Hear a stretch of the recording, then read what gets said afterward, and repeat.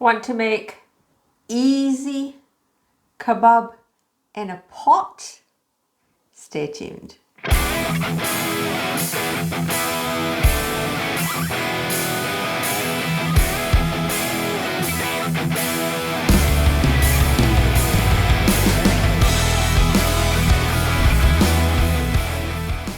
So today's recipe is Kabab Halla. It simply means kebab in a pot.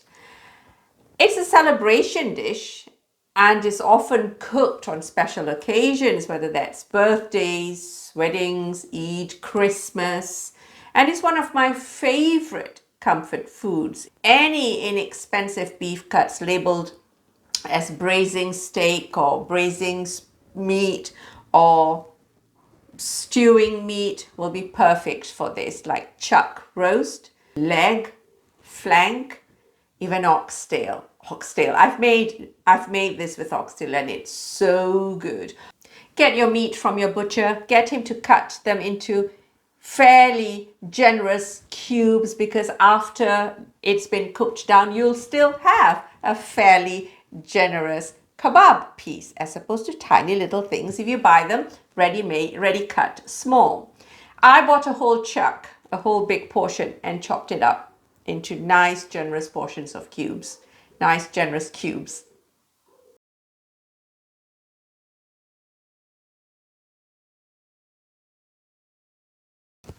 So all we need to cook Kabab Halla is your beef, an equal amount of onions in weight. So if you've got 1 kilogram beef, you want 1 kilogram onions. Give or take, it doesn't matter. And then we've got our fat. This is homemade ghee, samna in Arabic. If you have access to South Asian ghee, that will be perfect. Otherwise, butter or olive oil if you prefer.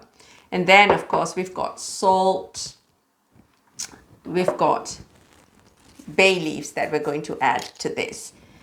And then the spices themselves. Some people don't bother with any spices. I'm using baharat, the Middle Eastern 7 spice. This is homemade.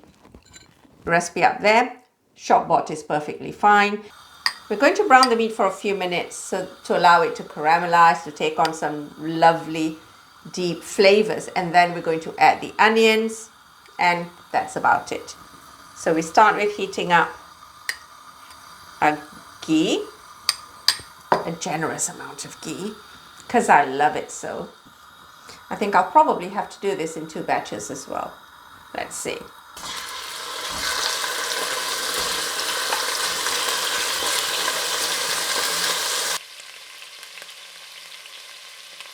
We're going to allow it to take on a caramelized flavor. Usual browning of the meat, you know. 5 minutes each batch ought to suffice. When you're happy with the state of your meat, when it's taken on a bit of color, we're going to take it out. And then we're going to do the next batch.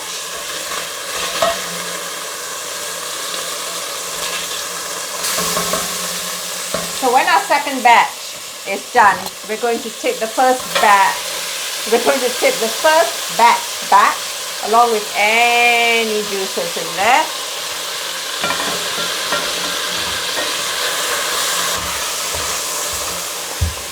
And now the onions go in. Give it all a good stir.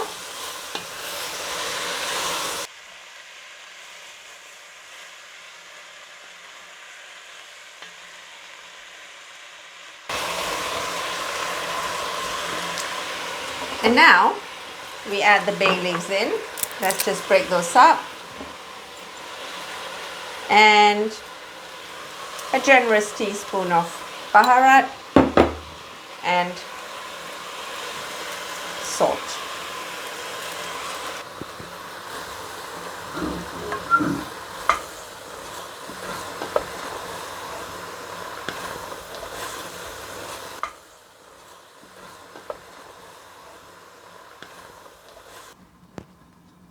let's take a look at what it's doing after half an hour, shall we? There we go. This is what we've got.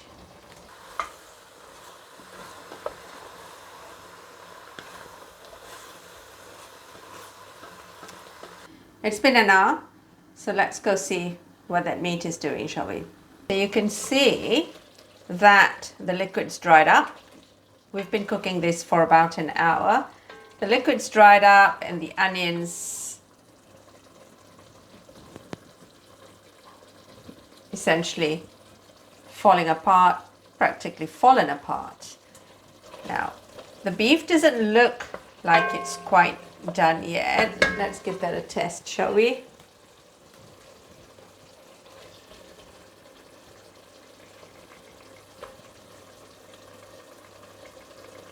Just still a little bit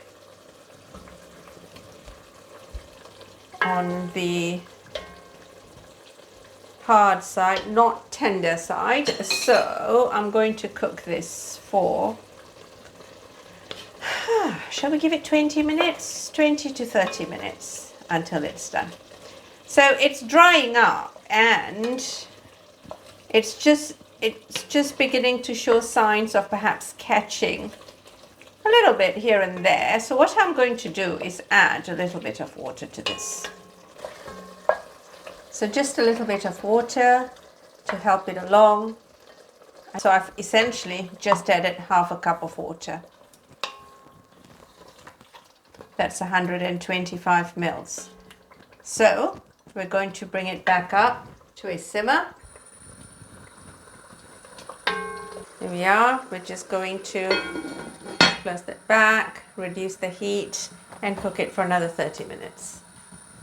The beef has had an hour and a half. During the last 30 minutes, I stirred it once to stop it from catching at the base, which it will towards the end of cooking time.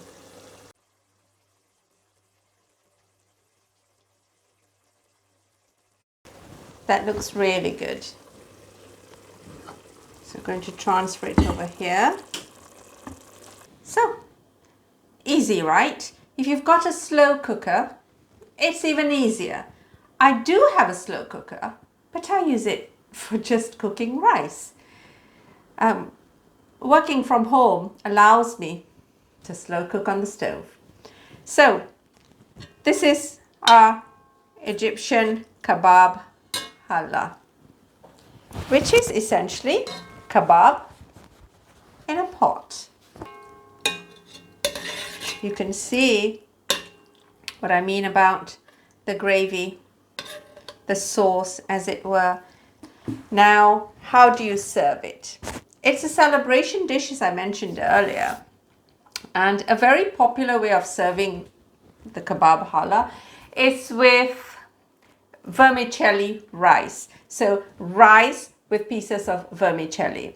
I'll do the very simple Egyptian version of it, but in the meantime I've got the Persian version, resh de polo, link up there, which is a slightly more involved affair. You can serve it with that vermicelli rice, you can serve it with pasta, macaroni is always a popular choice, mashed potato of any kind, mashed potato, roast potato, sauteed potatoes, boiled potatoes, any kind of potato. And of course you can also serve it with bread, whether that's a traditional Middle Eastern bread or baguette, focaccia. It really doesn't matter as long as you've got something to soak up all that yumminess. Now, some people will cook Kabab Halla with a little bit of bell pepper, chopped up bell pepper. So for the amount we've got here that I'm giving you in the description, you can add one green or even red bell pepper, not too much, because the star of the show are basically the stars of the show are basically the beef and the onions.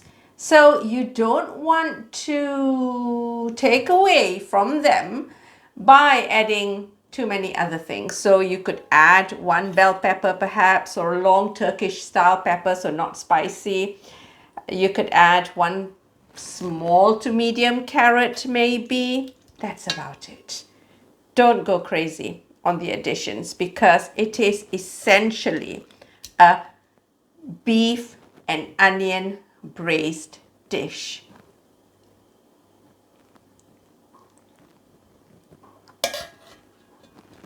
You could, if you wanted to, finish it off with a bit of parsley, but I like it like this. Nothing needed.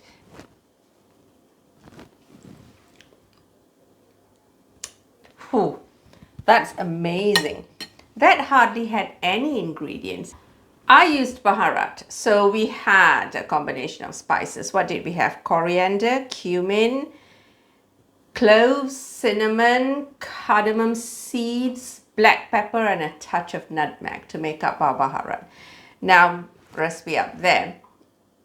So there's a little bit of that, the spice flavor itself, and then there was salt, and then we cooked it in ghee, didn't we? So with the bay leaf, so there isn't a whole lot going on. This dish, despite being a celebration dish, is simplicity in itself in terms of the ingredients used. And the flavor of the beef and the onions, there's a hint of sweet from the onions, and of course meaty. There's a lot of body in the sauce itself, which is why you need a starch to mop it all up. Super simple recipe. I shall give you the full list of ingredients in the description, but if you want to read up in detail, if you like my spiel, head on over to my blog to read up more about it. This is Egyptian Kabab Halla, one of my favorite comfort foods. So very simple, yet so absolutely delicious. Well, I shall catch you guys real soon.